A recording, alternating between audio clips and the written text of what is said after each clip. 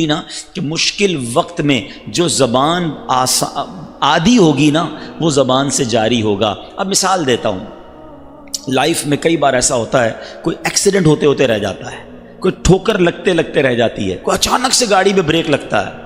اب آپ یہ دیکھیں کہ اس وقت زبان سے کیا نکلتا ہے۔ جس کی زبان پر درود و سلام رہتا ہے، اولیاء کرام کے نام رہتے ہیں، آپ دیکھیں جھٹکا لگتے ہی ان کی زبان سے زور سے نکلتا ہے، یا رسول اللہ، یا غوث پاک، لا الہ الا اللہ۔ کیوں نکلا بھائی؟ کیونکہ اندر یہ بھرا ہوا تھا، جھٹکا لگا تو وہی باہر نکلا۔ اور کچھ لوگ ایسے ہیں کہ جب ان کو دھکا لگتا ہے، جھٹکا لگتا ہے تو گالیاں نکلتی ہیں۔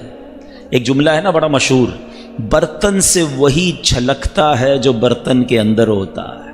اب دودھ کا پیالہ لے کر جائیں، ٹھوکر لگے گی، کیا گرے گا؟ دودھ ہی گرے گا نا۔ اور اسی میں کیچڑ بھرا ہوا ہو، گندگی بھری ہوئی ہو، اب ٹھوکر لگے گی تو کیا نکلے گا؟ وہ کیچڑ نکلے گی، گندگی نکلے۔ اندر کیا بھرا ہے ہم نے؟ یہ ذکر و اذکار آپ کے اندر کو صاف کرے گا، آپ کی زبان کو پاک کرے گا۔ کئی ایسے اسلام بھائی بھی ملتے ہیں کہ حضرت کوئی طریقہ بتائیں ہماری زبان میٹھی ہو جائے، ہماری باتوں میں تاثیر آ جائے، ہم بات کریں تو لوگوں کو سمجھ آنے لگے۔ واللہ اس زبان کو اللہ اور اس کے رسول کے ذکر سے تر کرو، تمہاری باتیں میٹھی ہونا شروع ہو جائیں گی، تمہاری باتیں سمجھ آنے لگنا شروع ہو جائیں گی، کیونکہ یہ زبان رب کی نعمت ہے، اور نعمت کی جو قدر کرتا ہے اللہ اس نعمت میں اور برکت ڈال دیتا ہے۔ اللہ مجھے اور آپ کو اپنی زبان کا پراپر یوزج کرنے کی توفیق عطا فرمائے۔ آئیے مل کر محبت کے ساتھ درود پاک پڑھ لیں۔ صلو علی الحبیب صلی اللہ تعالی علی محمد صلی اللہ علیہ وسلم۔ میری خود انسپریشن ہے کچھ لوگوں کے بارے میں، کاروباری ہیں، کوئی بہت بڑا مذہبی نام نہیں ہے، مگر روز کے 15,000 درود پاک پڑھتے ہیں، 20,000 درود پاک پڑھتے ہیں۔ وہ پتہ کیا کرتے ہیں؟ وہ جب بات کر رہے ہوتے ہیں نا اس وقت تو وہ بات کر رہے ہوتے ہیں، مگر جب وہ سن بھی رہے ہوتے ہیں تو درود پڑھ رہے ہوتے ہیں۔ اگر آپ کا مائنڈ سیٹ بن جائے نا، آپ مثال کے طور پہ آپ میں سے کئی لوگ کمپیوٹر پر کام کرتے ہوں گے، ٹھیک ہے نا، کمپیوٹر پہ آپ کام کر رہے ہیں، جو بھی کر رہے ہیں، زبان تو فارغ ہے نا۔ اگر آپ چاہیں تو وہ زبان ذکر اللہ کرتی رہے، اللہ پر اللہ کا نام لیتی رہے، درود پاک پڑھتی رہے۔ تھوڑے دنوں کے لیے مشکل رہے گی، مگر ایک وقت آئے گا جب زبان عادی ہو جائے گی نا تو آٹومیٹکلی زبان جو ہے وہ ذکر الہی کرنے لگ جائے گی، انشاءاللہ درود پڑھنے لگ جائے گی۔ ابھی آپ کا مائنڈ سیٹ بن جائے تو انشاءاللہ زبردست ہو جائے گا۔ نعمتوں کی بات چل رہی ہے اور نعمتوں کے قدر کی بات چل رہی ہے۔ ہمارے اسلاف اپنی نعمتوں پر کس قدر حساس ہوتے تھے اور انہیں اللہ کی دی گئی نعمتوں کی قدر کتنی ہوتی تھی۔ سیدنا مالک بن انس رضی اللہ تعالیٰ عنہ فرماتے ہیں کہ حضرت سیدنا یونس بن یوسف رحمۃ اللہ تعالی اپنے زمانے کے مشہور اولیاء کرام میں سے تھے، زیادہ تر وقت مسجد میں گزارتے اور اپنے رب عز و جل کی عبادت میں مشغول رہتے۔ عالم شباب یعنی جوانی کا عالم تھا، انہوں نے اپنی جوانی اللہ عز و جل کی عبادت کے لیے صرف کی ہوئی تھی۔ اکثر آپ میں سے بھی نوجوان ہیں، ایک مرتبہ مسجد سے باہر آ رہے تھے، راستے میں ایک عورت پر نظر پڑ گئی، دل کچھ دیر کے لیے اس کی طرف مائل ہو گیا، لیکن پھر فوراً اپنے فعل پر نادم ہوئے کہ یہ میں کیا کر رہا ہوں، حرام دیکھ رہا ہوں۔ اب اللہ سے دعا کی کہ اے اللہ، اے میرے پروردگار، بے شک تو نے مجھے آنکھیں عطا فرمائیں جو کہ بہت بڑی نعمت ہے، لیکن مالک مجھے خطرہ لگ رہا ہے کہ کہیں ان آنکھوں کی وجہ سے میں عذاب میں مبتلا نہ ہو جاؤں، یہ آنکھیں مجھے ہلاک نہ کر دیں۔ اے میرے پروردگار، میری آنکھیں واپس لے لے، میری آنکھوں کی بینائی سلب کر لے۔ اللہ سے دعا کی، جیسے ہی دعا سے فارغ ہوئے آپ کی آنکھیں چلی گئیں۔ اب آپ نے کیا کیا؟ نماز تو پڑھنی تھی، مسجد تو جانا تھا، عبادت گزار تھے، اپنے بھتیجے کو ساتھ رکھ لیا کہ اب وہ نماز کی اوقات میں مسجد لے جائے، کوئی کام ہو تو وہ کام کر دے، وہ مسجد میں چھوڑ دیتا اور بچوں کے ساتھ کھیلنے چلا جاتا۔ آپ مسجد میں ہوتے، عبادت کرتے۔ ایک دن ایسا ہوا آپ مسجد میں بیٹھے تھے تو اپنے جسم پر آپ کو کوئی چیز رینگتی ہوئی نظر آئی، محسوس ہوئی۔ اب آپ کو تو سمجھ نہیں آ رہا تھا وہ کیا ہے، آپ نے بھتیجے کو آواز دی، وہ بچوں میں کھیلنے گیا ہوا تھا، کوئی ہیلپ آؤٹ نہیں کر پا رہا تھا، آپ پریشان ہو گئے۔ آپ نے پھر اللہ کی بارگاہ میں دعا کی، اے اللہ تو نے مجھے آنکھوں سے نوازا، بہت بڑی نعمت تھی، مجھے خوف ہوا کہ کہیں میں ان آنکھوں سے گناہ نہ کر بیٹھوں، عذاب میں مبتلا نہ ہو جاؤں۔ میں نے دعا کی، تو نے میری آنکھیں واپس لے لیں، مگر مولا اب مجھے خوف یہ ہے کہ اگر میری آنکھیں نہ آئیں تو یہ میری آزمائش میرے لیے رسوائی کا باعث نہ بن جائے۔ میرے مولا کرم کر دے، مجھے اس مصیبت سے بھی بچا لے، میری آنکھیں واپس لوٹا دے۔ اب بھی آپ نے دعا کی، اللہ نے آنکھیں واپس لوٹا دے۔ اچھا یہ ایک بزرگ کا واقعہ اور ان کی سوچ ہے ان کی. اچھا اللہ کی بارگاہ میں مقبول کیسے ہیں کہ دعا کرتے ہیں تو آنکھیں چلی جاتی ہیں, دعا کرتے ہیں تو واپس مل جاتی. ایسا مقبول بندہ اور اس کے خوف خدا کا عالم یہ ہے کہ ایک غفلت ہوئی اور اتنی بڑی شرمندگی. آج میں اور آپ سوچیں کہ اللہ نے مجھے اور آپ کو کتنی نعمتیں دی ہیں. یہ آنکھیں, یہ دل, یہ زبان, ہم کن کاموں میں استعمال کر رہے ہیں؟ وہ پنجابی شاعر کہتے ہیں نا, اس لیے تھوڑی دی ہیں یہ چیزیں کہ بندہ ان سے حرام کرے. وہ کہتے ہیں دل یاد لئی بنایا اے تعریف لئی زبان, دل یاد لئی بنایا اے تعریف لئی زبان, اکھیاں بنائیاں سونے دے دیدار واسطے, اکھیاں بنائیاں سونے دے دیدار. اللہ نے یہ آنکھیں, یہ دل, یہ زبان, یہ آنکھ, کان, پیر اپنی عبادت کے لیے دیے ہیں, اپنی رضا والے کاموں کے لیے دیے. ہم کن کاموں میں استعمال کر رہے ہیں؟ اور یاد رکھو جس نعمت کا شکر ادا نہیں کیا جاتا, جس نعمت کا حق ادا نہیں کیا جاتا, ڈر ہے کہ وہ نعمت چھین لی جاتی ہے. آپ میں سے بہت سارے تو وہ ہیں کہ جن کو اللہ نے کروڑوں سے اچھا بنایا. ہم سب کو ہی کروڑوں سے اچھا بنایا. کئی وہ ہیں جو بڑی اچھی پوسٹ پہ ہیں, کئی وہ ہیں جو بڑے اچھے ادارے میں ہیں, کئی وہ ہیں جو بڑی اچھی سیلری اون کرتے ہیں. مگر سوچیں ان تمام نعمتوں کے بعد میرا اللہ کی بارگاہ میں انداز کیا ہے؟ شکوے, شکایات یا شکر ہے؟ دو قسم کے لوگ ہوتے ہیں کہ جن کے پاس بہت کچھ ہوتا ہے مگر پھر بھی زبان پر شکوہ ہوتا ہے, اور کچھ اللہ کے بندے ایسے ہوتے ہیں جو ہر حال میں اللہ کا شکر ہی ادا کر رہے ہوتے ہیں. یہ آنکھیں, اللہ اکبر. یاد رکھیں آپ تو بہت سارے مختلف اداروں میں کام کرتے ہوں گے جہاں بعض اوقات فیمیل ورکرز بھی ہوتے ہیں. اپنی آنکھوں کی حفاظت کرنا یہ بہت ضروری ہے. سرکار مدینہ صلی اللہ تعالی علیہ وسلم نے مولا علی شیر خدا کرم اللہ تعالی وجہ الکریم سے فرمایا, ترمذی شریف کی حدیث ہے, اے علی ایک نظر کے بعد دوسری نظر نہ کرو. یعنی اگر قصدن, یعنی اچانک بلا قصد, بغیر ادارے سے, ان انٹینشنلی کسی عورت کی طرف نظر پڑ جائے تو ہٹا لو, دوبارہ نظر نہ کرو. کہ پہلی نظر جائز ہے, دوسری نظر جائز نہیں. اب شیطان ہے نا, اس میں کہتا ہے پہلی نظر نہ ہٹاؤ, دیکھتے رہو پہلی باری میں, وہ تو جائز ہے. ایسا نہیں ہے. یاد رکھیے کہ اگر پہلی نظر جمائے رکھی تو اب وہ بھی دوسری نظر کے حکم میں ہی ہوگی, اس پہلی نظر کا بھی گناہ ملے گا. اور یہ حرام, جہنم میں لے جانے والا کام ہے بدنگاہی. آنکھوں میں جہنم کے کیل ٹھوکے جائیں گے. جو اپنی کانوں سے حرام سنتے ہیں ان کے کانوں میں پگھلا ہوا سیسا ڈالا جائے گا. کبھی آپ نے دیکھا یہ دونوں جو آرگنز ہیں کتنے نازک ہیں؟ موسٹ سینسٹیو آرگنز ان اور باڈی کون کون سے ہیں؟ اگر اس کو آپ دیکھیں نا, آپ سرما لگاتے ہیں, ہاتھ کانپ رہا ہوتا ہے کہ یار یہ سلائی ذرا زور سے لگ گئی نا تو آنکھ بڑی نازک ہے, درد ہو جائے گا, سرخ ہو جائے گی. جو موٹر سائیکل چلاتے ہیں ان کو پتہ ہے کبھی کوئی چھوٹا سا تنکا چلا جاتا ہے آنکھ میں, جان نکل جاتی ہے. یہی کان, ایئر بڈ استعمال کرتے ہیں, تھوڑا سا زور سے کرے تو درد شروع ہو جاتا ہے, اتنے نازک ہیں. اگر جہنم کے کیل ٹھوکے گئے, یہ جہنم کی آگ ڈالی گئی تو کدھر جائیں گے؟ تو ہمیں اللہ کی نعمتوں کی قدر کرنی ہے.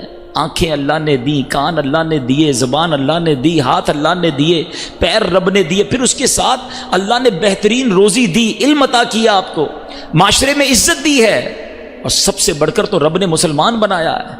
ہم ان نعمتوں کے بارے میں کیا اپنا انداز اپنائے ہوئے ہیں؟ یاد رکھیے رب کریم. اچھا پھر اللہ کریم کو بندہ کون سا پسند ہے؟ بدقسمتی سے ہم دونوں معاملے میں الٹے چلتے ہیں. حالانکہ مسلمان کا, مومن کا حال روایتوں میں آیا بڑا نرالا ہے, اس کے فائدے ہی فائدے ہیں. وہ تکلیف میں ہوتا ہے تو صبر کرتا ہے, صبر کرتا ہے تو کیا ہوتا ہے؟ ان اللہ مع الصابرین, اللہ کی رحمت ساتھ ہو جاتی ہے. نعمت میں ہوتا ہے تو شکر کرتا ہے, پھر کیا ہوتا ہے؟ لئن شکرتم لازیدنکم, تم میرا شکر ادا کرو میں تمہیں اور عطا کروں گا. دونوں طرف بینیفٹ میں ہے نا. مومن کا ہر حال برکت والا ہے, تکلیف بھیجی صبر کر کے اللہ کے قریب ہو گیا, نعمت بھیجی شکر کر کے اللہ کے قریب ہو گیا. مگر دونوں میں حال برا ہے ادھر کہ تکلیف آتی ہے تو بے صبری کرتے ہیں, نعمت ملتی ہے تو ناشکری کرتے ہیں. ذرا سنیے گا کہ حدیث پاک ہے کہ 3 روایتیں ہیں، ایک روایت سنتے ہیں، اس میں سے 2 آوازوں پر دنیا و آخرت میں لعنت ہے۔ کون سی 2 آوازیں ہیں؟ نمبر 1، نعمت کے وقت باجا، مصیبت کے وقت چلانا۔ یہ کتنی عجب بات ہے کہ نعمت ملتی ہے تو ناچ گانے میں پڑ جاتا ہے، اللہ کو نافرمانی، اللہ کی نافرمانی میں پڑ جاتا ہے، مصیبت آتی ہے تو چلانے میں لگ جاتا ہے۔ یہ دونوں ہی غلط کام ہے۔ میری یوں سمجھیے کہ آج کل میں کئی بیانات میں ذکر کرتا رہتا ہوں، میرے یوں سمجھیے کہ دل میں درد ہے، اللہ کرے کہ اس درد کو میں آپ تک صحیح طریقے سے ٹرانسمٹ کرنے میں کامیاب ہو جاؤں۔ مجھے ایک بات آج تک سمجھ نہیں آئی کہ شیطان نے گیم کتنا بڑا کیا ہمارے ساتھ، کہ اس نے سیلیبریشن کو، ہماری خوشیوں کو ٹیگ کر دیا ہے اللہ تعالیٰ کی ناراضگی کے ساتھ۔ جب بھی ہم خوشی منائیں گے، whenever we try to celebrate anything، استغفر اللہ، we disobeying the commandments of اللہ سبحانہ و تعالی۔ ہم اس وقت اللہ کی جو اللہ کی طرف سے احکامات ہیں اس کو نافرمانی کرنے میں لگ جاتے ہیں، حالانکہ کتنی بری بات ہے اور عقل کے بھی خلاف ہے۔ مثال کے طور پہ آپ کسی کمپنی میں کام کرتے ہیں، کوئی باس آ کر آپ کو کہتا ہے بیٹا آج آپ نے بڑا اچھا کام کیا، آج سے آپ کی سیلری ڈبل۔ اب آپ کیا کہیں گے؟ تھینک یو سر، جزاک اللہ۔ اب آپ اور مستعدی کے ساتھ اور اچھے انداز سے آفس میں کام کریں گے، آج آپ کو بونس دیا جا رہا ہے، آپ اس کے بعد اور اس کا جناب گریٹفل ہو جائیں گے۔ یہی دنیا کا دستور ہے کہ جو آپ کے ساتھ احسان کرتا ہے آپ اس کا شکریہ ادا کرتے ہیں، مگر ہمارا معاملہ ہی کچھ اور ہے۔ اللہ جب نعمت دیتا ہے ہم اسی نعمت کے ملنے کی خوشی میں اللہ کو ناراض کرتے ہیں۔ یہ کتنی بڑی بے وقوفی ہے۔ آپ کہیں گے نہیں جناب ہم ایسا نہیں کرتے، چلیں 2-3 ایگزامپلز دے دیتا ہوں۔ شادی کتنی بڑی نعمت ہے، پوچھو ان سے، ان ماں باپ سے جن کے بچوں کی شادیاں نہیں ہو رہی، بلکہ آپ میں سے کئی ہوں گے جو ارمان دل میں سجائے بیٹھے ہوں گے، لیکن جب شادی ہوتی ہے کیا کرتے ہیں؟ اللہ کو خوش کرتے ہیں، ناراض کرتے ہیں۔ ناراض کرنے والا کون سا کام ہے جو شادی میں نہیں ہوتا؟ ناچ گانے، ڈھول تماشے، آتش بازی، رنگ پارٹیاں، معاذ اللہ۔ اب تم کہتے ہو یار اللہ نے نعمت دی، اللہ ہی کو ناراض کر رہے ہیں۔ اور ہم نے دیکھا ہے کچھ لوگ کہتے ہیں یار بچے کی شادی پر لاکھوں روپے خرچ کیے، مگر وہ شادی کے بعد خوش نہیں ہیں، لڑائی جھگڑے ہیں، اولاد نہیں ہو رہی۔ یار تم نے اللہ کو ناراض کرنے والا کون سا کام تھا جو نہیں کیا تھا؟ اب کیسے اللہ سے رحمت کی اور نعمت کی اور برکت کی امید رکھ رہے ہو؟ اسے تو غضبناک کر دیا نا تم نے۔ اچھا یہی شادی کے بعد بچہ ہو گیا، بچے کی برتھ ڈے منانی ہے، خوشی منانی ہے، کیا کریں گے؟ میوزک، ڈھول تماشے، کوئی ایسا کام جو اللہ کو ناراض کرنے والا ہو۔ اچھا اللہ نے نیا گھر دیا، نئے گھر کی دوستوں میں پارٹی کرنی ہے، کیا کریں گے؟ اس پارٹی میں کوئی ایسا کام کریں گے جو اللہ کو ناراض کرنے والا ہو۔ اچھا جناب جاب لگ گئی ہے، اب اپنے فرینڈز کو پارٹی دینی ہے، اس جاب کی پارٹی میں کیا ہوگا؟ کوئی نہ کوئی اللہ کو ناراض کرنے والا کام کیا جائے گا۔ آپ لسٹ بنا لیں، جب بھی celebration, farewell party, anniversary, happy new year, ہر نعمت پر اللہ نے جب تمہیں خوشی دی ہے تم نے اللہ ہی کو ناراض کیا ہے۔ پھر کہتے ہو میری نعمتیں نہیں بچتی۔ یہ کیسی خوشی ہے یار؟ مجھے بتائیے نا کہ وہ خوشی کیسی ہے کہ میں انجوائے کر رہا ہوں، میں سیلیبریٹ کر رہا ہوں، میں خوشیاں منا رہا ہوں، میری فیملی خوش ہے، میرے دوست خوش ہیں، مگر جس نے خوشی دی ہے وہ ناراض ہو رہا ہے۔ مجھے بتاؤ نا۔ آج ایک نیت کر لو پلیز، میں سمجھتا ہوں میرا بیان وصول ہو جائے گا۔ آج ایک نیت کر لو کہ میں ایسی خوشی نہیں مناؤں گا جس میں میرا رب ناراض ہو جائے۔ میں ہر بار ایسے خوشی مناؤں گا۔ خوشی منانے سے کوئی منع نہیں کر رہا، آپ بالکل بچے کی برتھ ڈے منائیں، بالکل شادی میں کھانا کھلائیں، بالکل جناب آپ اپنے نئے سال کی خوشی منانی ہے منائیں، آپ کو جو اللہ نے نعمت نیا گھر لیا دعوت کھلائیں، اچھے کپڑے پہنے، اچھے کھانے بنائیں، کس نے منع کیا ہے؟ مگر شریعت کی باؤنڈری کے اندر رہ کر، تفاخر نہ ہو، تکبر نہ ہو، دکھلاوا نہ ہو، اچھی نیتیں ہوں، مسلمانوں کو کھانا کھلائیں، اچھا لباس پہنیں، دوستوں کے ساتھ مسکراہٹوں کا تبادلہ کریں، تحائف دیں۔ کیوں حرام کام کرنا ہے کہ ایسا نہیں ہو سکتا؟ میرا نیا گھر ہے، میرے دوستوں کو بلایا، قرآن خوانی کی، نعت خوانی کی، اللہ رسول کا ذکر کیا، سب نے کھانا کھایا، میں بھی خوش، دوست بھی خوش، میرا مالک بھی خوش۔ آج سے یہ نیت کر لو کہ میں نے خوشی ایسے منانی ہے۔ یہ نوجوان ہے نا، آپ کو اسٹینڈ لینا پڑے گا۔ آپ اپنے والدین کو بتا دیں کہ میری شادی میں کوئی اللہ کی ناراضگی والا کام نہیں ہوگا۔ اس کا میں آپ کو نقصان بتاتا ہوں۔ آپ کس کے لیے کریں گے یہ سارا؟ دولہا تھوڑی ناچتا ہے، دولہا تھوڑی یہ سارے کام کر رہا ہوتا ہے، اس کے دوست کر رہے ہوتے ہیں نا۔ آپ کو پرابلم کیا ہے؟ یار دوست کیا کہیں گے، کوئی اللہ گلہ نہیں، کوئی حرام کام نہیں ہے، رشتہ دار کیا کہیں گے۔ مجھے ایک بات بتاؤ، شادی کے بعد لائف کس کو گزارنی ہے؟ آپ کو اپنی وائف کے ساتھ، اپنے بچوں کے ساتھ، آنے والی نسلوں کے ساتھ زندگی تم نے گزارنی ہے، اور تم اس زندگی کو گزارنے کے ابتدا میں اپنے رب کو ناراض چند دوستوں کے لیے کر رہے ہو. وہ دوست چلے جائیں گے، برباد تم ہو جاؤ گے، ناراض رب تم سے ہو جائے گا. مجھے نہیں کرنی ایسی خوشی چند دوستوں کی خاطر، چند رشتہ داروں کی خاطر، چند جناب رسم و رواج کی خاطر کہ میرا مالک ہی مجھ سے ناراض ہو جائے. آج یہ اصول بنا لو زندگی کا کہ جب خوشی منانی ہے ایسی منانی ہے کہ رب کو بھی راضی کرنا. میں ایک صاحب سے ملا، بڑا کمال کا کام کیا انہوں نے، بہت اللہ نے نوازا ان کو. کہتے ہیں میں جب بھی اپنے ایک بچے کی شادی کرتا ہوں نا، ساتھ 4 غریب بچوں کی شادیاں بھی کر دیتا ہوں. میں کوئی ہلا گلا نہیں کرتا، کوئی فنکشن نہیں کرتا، 4 غریب بچوں جوڑوں کو بلاتا ہوں، ان کے سارے جو بھی خرچے ورچے پورے دے دیتا ہوں، اور اللہ سے دعا کرتا ہوں اللہ ان 4 جوڑوں کی برکت سے میرے بچوں کو خوشیاں عطا فرما. دیٹس دا وے. مناؤ نا. خوشی کس نے منع کیا ہے؟ اسلام میں انجوائمنٹ منع نہیں ہے، سیلیبریشن منع نہیں ہے، خوشی منع نہیں ہے، لیکن ایک باؤنڈری ہے نا. اس باؤنڈری سے، اچھا یہ باؤنڈری پتہ نہیں کیوں لوگوں کو بری لگتی ہے. آپ کی آفس کی باؤنڈریز ہوتی ہیں، آپ کے آفس کے رولز ریگولیشن ہوتے ہیں، اس ٹائم پر آنا ہے، اس ٹائم پر جانا ہے، یہ بولنا ہے، یہ نہیں بولنا ہے. کئی ملکوں کی باؤنڈری ہوتی ہے کہ ملک کے اندر فلاں حکومت کے خلاف، فلاں ادارے کے خلاف بات نہیں ہوگی. جب اس ملک میں رہ کر ملک کے قانون پر عمل کرنے کے لیے آپ تیار ہیں، کمپنی میں جا کر کمپنی رولز کو فالو کرنے کے لیے تیار ہیں، ایون یونیفارم کو فالو کرنے کے لیے تیار ہیں، مسلمان ہو کر اسلام کے رولز فالو کرنے کے لیے تیار نہیں ہیں. عجب مذاق بنا ہوا ہے. میں پہلے مسلمان ہوں، نبی پاک کا امتی ہوں، اور واللہ یہ بھی شیطان کا وار ہے، یار وہ والی انجوائمنٹ نہیں کرتے تو مزہ نہیں آتا.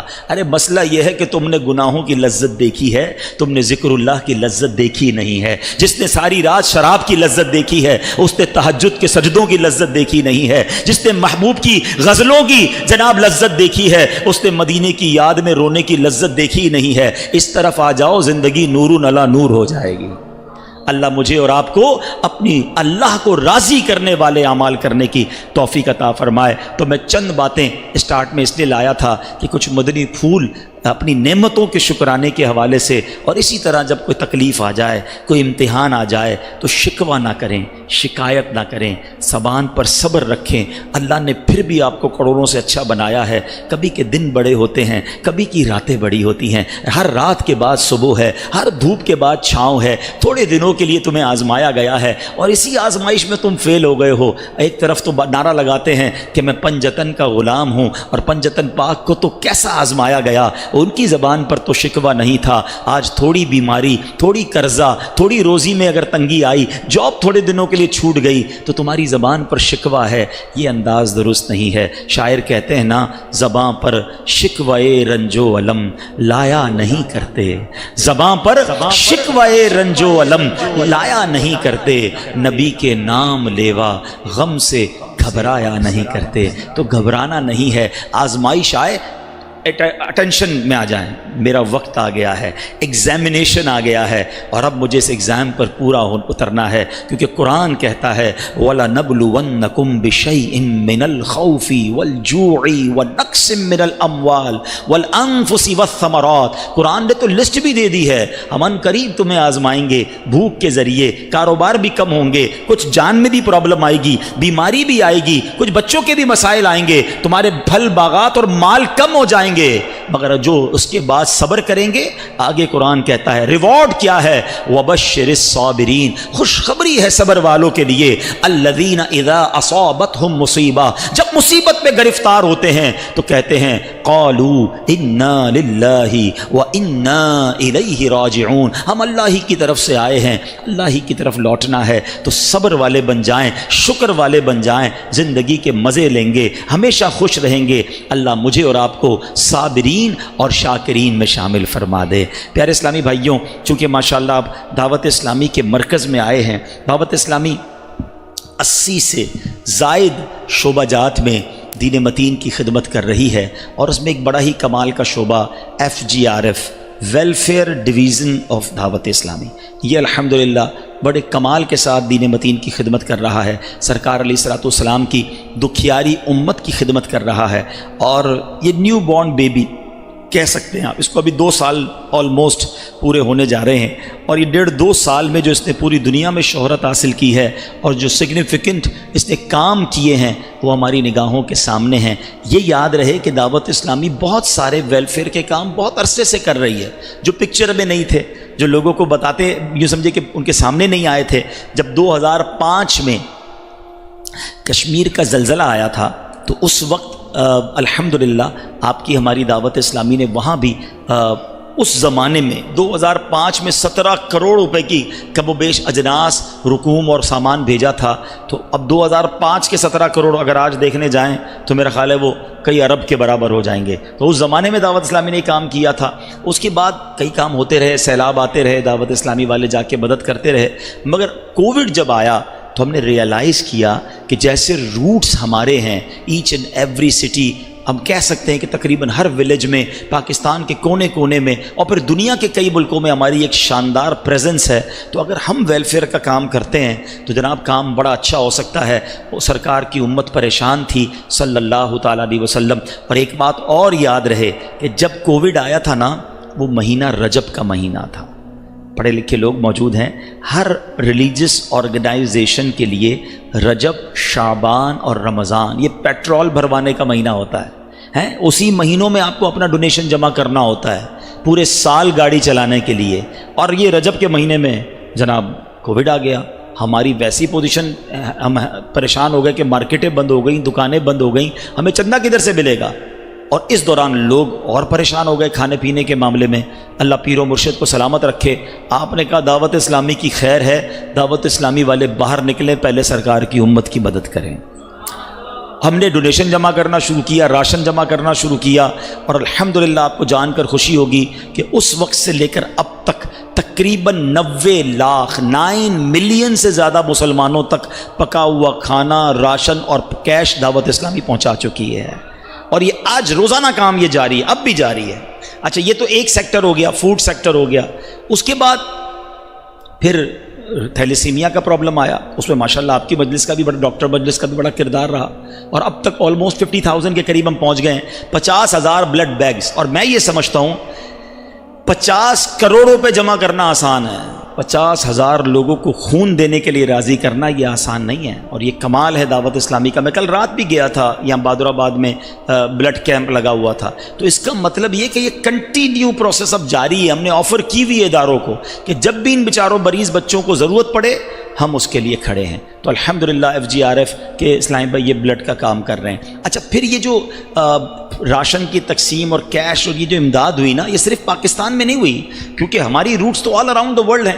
تو ہمیں تو اطلاعات آنے لگی کہ UK میں، ایون UK میں، حالانکہ وہ مالدار ملک ہے لیکن لوگ گھروں میں قید ہو گئے، کچھ لوگ بوڑھے بزرگ گھر میں اکیلے رہتے تھے، وہ باہر نہیں نکل پا رہے تھے، ان کو کھانا کون پہنچائے گا؟ تو ہم نے ان کے ڈور اسٹیپ تک کھانا پہنچانا شروع کیا۔ ڈرائیو تھرو افطار کا ہم نے پلان کیا، ترکی میں، نیپال میں، بنگلہ دیش میں، نیروبی کینیا میں، دنیا کے کئی ملکوں میں الحمدللہ یہ راشن کی تقسیم ہوئی اور امداد کی تقسیم ہوئی، اور ابھی تک جاری ہے۔ کئی ملک ابھی بھی کبھی کبھی لاک ڈاؤن میں چلے جاتے ہیں، پھر وہاں سے ہمیں امداد کی اپیل آتی ہے تو ہمیں وہاں ترکیب بنانی پڑتی ہے۔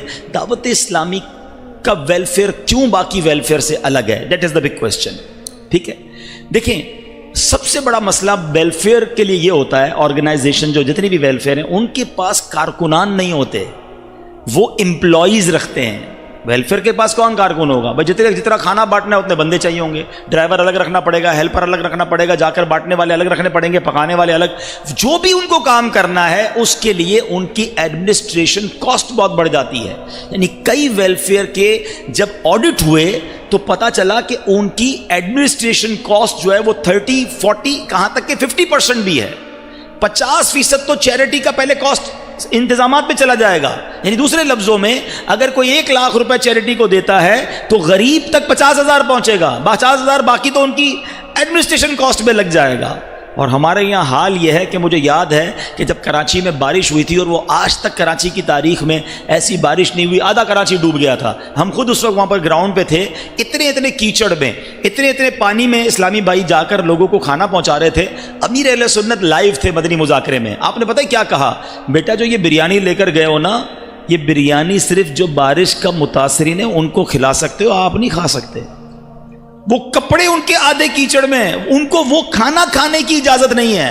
یعنی ہم یہ کہہ سکتے ہیں کہ اللہ کی رحمت سے دعوت اسلامی کو جو چیریٹی کرتا ہے اس کا 99% یا 98% جو ہے اللہ کی رحمت سے وہ غریب تک پہنچتا ہے، وہ ڈائریکٹلی ایک مجبور تک پہنچتا ہے. تو یہ وہ کام ہے جو الگ کرتا ہے ایف جی آر ایف کو، کیونکہ ایف جی آر ایف کے اپنے کوئی کارکنان نہیں ہیں، لیکن پہلے سے چونکہ دعوت اسلامی ایگزسٹ کر رہی ہے اور پیر و مرشد سے جو ان کی اٹیچمنٹ ہے، دعوت اسلامی کے ساتھ جو ڈیڈیکیشن ہے. ارے دنیا میں کون تھا جو کووڈ کے دنوں میں باہر نکلنے کے لیے تیار تھا؟ اعلان ہوتا تھا ہاسپٹل کے قریب نہیں جانا، پیر و مرشد نے کہا میرا خون کام آتا ہے تو لے لو ورنہ میرے بچوں باہر نکلو. اس وقت ہاسپٹل کے باہر لائنیں لگ گئیں اور لوگوں نے جا کر بلڈ دیا. مجھے کئی چینل نے بیپر پر لیا، کہتے یہ جناب کمال ہو گیا، آپ نے اس زمانے میں 10,000 بوتلیں کی تھی، 8-10,000 ہوئی تھی، 8,000 بوتلیں آپ نے دے دی، دعوت اسلامی نے کمال کر دیا. میں نے کہا حضرت ابھی آپ نے ہمیں پہچانا نہیں ہے، آپ کو 8 لاکھ خون کی بوتلیں چاہیے، دعوت اسلامی دینے کے لیے تیار ہے. ابھی تو ہماری بہنیں نکلی نہیں ہیں. مجھے اتنے میسج آئے اسلامی بہنوں کی مجلس کی طرف سے، پیر صاحب نے دعا دی ہے خون دینے والوں کو، ہم اسلامی بہنیں بھی خون دینا چاہتی ہیں. میں نے کہا ابھی بھائی بہت سارے باقی ہیں، پیر صاحب کے بیٹے بڑے باقی ہیں، پہلے ان کو تو ہونے دو، پھر بہنوں کی باری آئے گی. یقین کریں یہ آپ کے نگران ہیں، ان کو پتا ہے صوبان بھائی کو، کئی شعبہ جات نے، ڈاکٹرز نے، ہاسپٹل نے منع کر دیا کہ بھائی ابھی رک جائیں، آپ تو خون دے دیں گے، ہمارے پاس رکھنے کی جگہ نہیں ہے. کیونکہ ہمیں بعد میں پتا چلا کہ تھیلیسیمیا کا جو بلڈ ہوتا ہے اس کو پروسیس کرنا پڑتا ہے، اس کے لیے باقاعدہ ایک سسٹم ہے. ایسا نہیں کہ آپ 1000 بوتلیں بھیج دیں، وہ ضائع ہو جائیں گی. ان کے پاس جتنی کیپیسٹی ہے ہم نے اتنی بوتلیں دینا شروع کی. تو کہنے کا مقصد یہ ہے کہ ایف جی آر ایف کو جو ایج حاصل ہے کہ جو ڈیڈیکیشن لوگوں کی ہے، جو بھروسہ ہے، جو اعتماد ہے. اب دیکھیں نا، اب یہی کام ہو رہا تھا، ہمیں جب اندازہ ہوا کہ اتنا زبردست فیڈ بیک، اتنا زبردست لوگوں کا ہم پر بھروسہ، تو کیوں نہ کچھ اور کیا جائے. پھر جب غور کیا کہ کلائمیٹیکلی جو ڈس آرڈر چل رہا ہے، جو موسمی حالات تبدیل ہو رہے ہیں، اس کو کاؤنٹر کرنے کے لیے ضروری یہ ہے کہ پلانٹس لگائے جائیں. دعوت اسلامی تو تبلیغی تحریک تھی، مگر جب ملک و قوم کو ضرورت ہے، اور سبحان اللہ پودے لگانا تو میرے آقا کی سنت ہے. سیدنا سلمان لگایا تھا، امیر اہل سنت نے اعلان کیا پودے لگاؤ. پاکستان کی تاریخ میں الحمدللہ انوکھا کام دعوت اسلامی نے کیا، اور کیا خوبصورت نعرہ مرکز نے ہمیں دیا، پودا لگانا ہے، درخت بنانا ہے. صرف پودے نہیں لگانے. آپ یقین کریں میں 1 کروڑ پودے آپ کو 1 مہینے میں لگا سکتا ہوں. 1 کروڑ پودے لگا کے تصویریں کھینچیں گے، سیلفیاں بنائیں گے، ساری دنیا میں نام ہو جائے گا. پھر اس کے بعد آگے دوڑ پیچھے چھوڑ. ہم نے کہا نہیں، امت کا پیسہ ضائع کرنے کے لیے نہیں ہے. پودے لگائیں گے، بے شک تھوڑے لگائیں گے، ان کو درخت بنائیں گے. مزے کی بات بتاؤں، ابھی آپ کے پاس آنے سے پہلے ہی پوری پاکستان کی پلانٹیشن مجلس کا مشورہ جاری تھا. ہم نے 20 لاکھ پودے پچھلے سال لگا دیے. فروری کی پلانٹیشن شروع ہو گئی ہے. 8 لاکھ پودوں کا آن پیپر ہدف آ چکا ہے. کون سے شہر میں کتنے پودے لگیں گے؟ میرا پہلا سوال یہ تھا پچھلے پودوں کا کیا ہوا؟ مجھے اس کی آڈٹ رپورٹ چاہیے، مجھے اس کی پکچرز چاہیے. اور انٹرنیشنلی چلیں، آج یہ میڈیا پر جا رہا ہے، بات کلیئر کر دوں. لوگ ہمیں کبھی کبھی تصویر بھیجتے ہیں کہ جناب یہ ایف جی آر ایف نے پودا لگایا تھا، ناراض ہو گیا، مرجھا گیا ہے. انٹرنیشنلی یہ تحقیق ہے کہ 30% پودے آپ جب بھی لگائیں گے 30% پودے جو ہیں وہ مرجھا جائیں گے، ضائع ہوں گے، اس کی ریپلیسمنٹ کرنی پڑتی ہے. تو آج ہی ہم نے یہ الحمدللہ مشورہ دیا ہے کہ نئے پودے ضرور لگانے ہیں، پرانوں کی ریپلیسمنٹ بھی کرنی ہے. دعوت اسلامی بھولتی نہیں ہے. انشاءاللہ آپ دیکھیں گے کہ اگلے چند سالوں میں جو پلانٹیشن میں دعوت اسلامی ایف جی آر ایف نے کام کیا ہوگا اس کو دنیا مانے گی انشاءاللہ. کیونکہ ہمارے پاس عوام ہے، ہمارے پاس لوگ ہیں. ہم ایک آفس میں بیٹھ کے آرڈر نہیں کر رہے. 3 لاکھ بچہ مدرسے اور جامعہ میں پڑھتا ہے. ہم نے ہر بچے کو کہا ہے ایک پودا تمہارا ہے، اسی کو لگانا ہے، اسی کو درخت بنانا ہے. تو انشاءاللہ یہ پودے بڑھتے رہیں گے. تو پلانٹیشن ہم نے کی. اب ہم الحمدللہ وطن عزیز کو بہت پیارا پلانٹیشن کے اندر ہی تحفہ دے چکے ہیں، اربن فارسٹ کا. یہ کمال کی ایک ٹیکنالوجی ہے، میاواکی فارسٹ جو کہلاتے ہیں، کہ جب پوری پالیوشن کو سک کر لیتی ہے تو وہ ڈینس سٹیز جو ہیں جہاں بڑا ٹریفک ہے، کراچی، حیدرآباد، لاہور، فیصل آباد، اسلام آباد اور بھی جو شہر ہیں، وہاں ہم انشاءاللہ مین چوراہوں پر یہ اربن فارسٹ لگانے جا رہے ہیں. فروری کی پلانٹیشن میں انشاءاللہ اگلے چند دنوں میں آپ یہ خوشخبریاں سنیں گے کہ پاکستان میں کہاں کہاں اربن فارسٹ لگ رہے ہیں تاکہ یہ پالیوشن سک کرے گا. مدنی کلینک ہم شروع کرنے جا رہے ہیں. پہلے مدنی کلینک کی جگہ لے لی گئی ہے کراچی میں، رینٹ آؤٹ کیا ہم نے، لیکن انشاءاللہ اگلے چند مہینوں میں اس کی خوبصورت آپ دیکھیں گے کہ بہت سستا علاج سرکار کی دکھیاری امت کو ملنے لگے گا، اور کراچی کے بعد یہ پاکستان کے مختلف شہروں میں شروع ہو جائے گی۔ 2 دن پہلے جنہوں نے مدنی چینل دیکھا ہوگا، ہم نے مدنی ہوم کا اعلان کیا ہے، ایک شاندار بلڈنگ بنانے جا رہے ہیں نیو کراچی میں، اور یہ کم از کم میرے پاس آج ہی اس کی فیزیبلٹی آئی ہے، 15 کروڑ روپے کا پروجیکٹ ہے۔ یتیم بچوں کے لیے یہ پروجیکٹ بننے جا رہا ہے، اور یہ ایک نہیں بنے گا، ہر پروجیکٹ ہم کراچی میں سٹارٹ لیتے ہیں، اس کے سمجھ لیں SOPs بناتے ہیں، اس سیمپل کو چیک کر لیتے ہیں، پھر اس کی پروڈکشن اناؤنس کر دیتے ہیں، پھر وہ پاکستان اور دنیا بھر میں کاپی پیسٹ ہونا شروع ہو جاتا ہے۔ سچی بات یہ ہے، میرا ٹائم ختم ہو رہا ہے، کچھ سوال بھی آپ نے کرنے تھے، ورنہ FGRF کے جو اپ کمنگ پلانز ہیں اور جو چل رہے ہیں، میں سارے بیان کروں تو پھر میں ہی بیان کرتا رہوں گا۔ بس آپ سے گزارش یہ ہے، آپ میں سے کئی بڑی کمپنیوں سے تعلق رکھتے ہیں، آپ FGRF کے اسپوکس پرسن بن جائیں، جدھر بیٹھیں دعوت اسلامی کی بات کریں، دعوت اسلامی کی شعبہ جات کی بات کریں، اور دوسرے نمبر پر اس کے لیے سپورٹر تلاش کریں۔ دیکھیں کئی لوگ ایسے ہوتے ہیں، بدقسمتی ہے، کہنے میں مزہ نہیں آ رہا، لیکن کئی لوگ ایسے ہیں آج کے معاشرے میں جو مسجد کے لیے پیسے نہیں دیتے، جو قرآن پاک اور پڑھانے والے مدرسوں کے لیے پیسے نہیں، دینی کام کے لیے نہیں دیتے، کہتے ہیں یار ہمیں ویلفیئر کے کام بتاؤ۔ تو چلو بھائی، اب تو دعوت اسلامی ویلفیئر بھی کرنا شروع ہو گئی نا، تو ویلفیئر کے سپورٹر ڈھونڈ لیں، ان کو لے کر آ جائیں، تاکہ یہ ہمارے جتنے اپ کمنگ پروجیکٹس ہیں وہ اچھے انداز میں ہونا شروع ہو جائیں۔ تو میں امید کرتا ہوں کہ آپ سارے اسلامی بھائی اس میں تعاون کریں گے۔ اپنی کمپنیز کے آپ CEO سے بات کر سکتے ہیں، آپ اپنی کمپنی کے جو CSR ڈپارٹمنٹ ہے اس سے بات کر سکتے ہیں۔ ہماری FGRF کی ٹیم انشاءاللہ آپ کو پراپر بروشر فراہم کر دے گی، ساری پریزنٹیشنز ہم آپ کو دے سکتے ہیں۔ آپ میٹنگ ارینج کریں تو ہماری ٹیم آ کر آپ کے جو بھی ہیڈ آف ڈپارٹمنٹ ہیں ان سے ملنے کے لیے بھی تیار ہیں۔ تو انشاءاللہ ہمارا زبان چلانا ہوگا، ہماری کوشش کرنا ہوگا، اور اللہ کرے گا اگر کسی یتیم بچے کا کام ہو جائے گا، کسی تھیلیسیمیا مریض کے بچے کا علاج ہو جائے گا، یا کوئی بھی نیکی کا کام ہو جائے گا، وہ آپ کے لیے بھی صدقہ جاریہ ہو جائے گا۔ اللہ ہمیں نبی پاک کی دکھیاری امت کا مددگار بنا دے، اور اس نیک کام میں مل جل کر حصہ لینے کی توفیق